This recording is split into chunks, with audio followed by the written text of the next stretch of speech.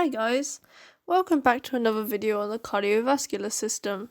Today, we'll be going through the cardiac cycle. If you enjoy this video, go ahead and like, comment and subscribe. The cardiac cycle can be defined as the repetitive sequence of events that occurs with each heartbeat. We will outline the mechanical cycle briefly before explaining some of the clinical applications, so if you find the first section hard, don't worry, we'll cover some easier fun stuff in this video too. Sequence of events. At rest, there's a continuous passive flow of blood into the atria, like a broken tap. This causes the pressure to rise. Then the atrioventricular valves open, allowing the blood to flow to the ventricles. Atrial systole marks the completion of the filling of the ventricles, which supercharges the heart.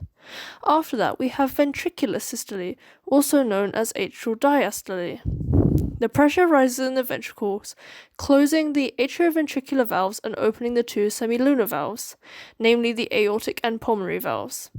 Lastly, ventricular diastole marks the closure of the semilunar valves. The cardiac cycle starts again. One important thing to note is that the chambers never empty completely in a living human being. Heart sounds. There are 4 heart sounds. The first 2 sounds are the lub-dub that everybody recognizes as a heartbeat. The lub is heart sound number 1, which represents the closing of the atrioventricular valves. When the semilunar valves close, the second dub sound can be heard. The third sound is called a ventricular gap and sounds like Kentucky. In young people and trained athletes, this represents early diastole, but when this sound is heard in older people, it normally indicates an abnormality such as heart failure. An easy way to remember this is that Kentucky Fried Chicken is bad for your heart. The fourth and final heart sound is always pathological, i.e. not good news if you hear it. It is called the atrial gallop and is caused by turbulent blood flow resulting from stiffening of the walls of the left ventricle.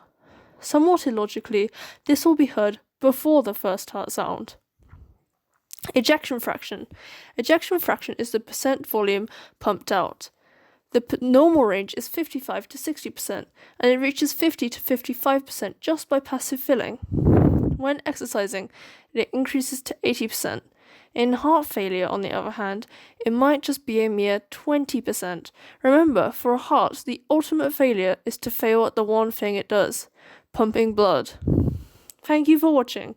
Hopefully you found this useful and maybe even slightly entertaining. If you did, please like, comment and subscribe for more content.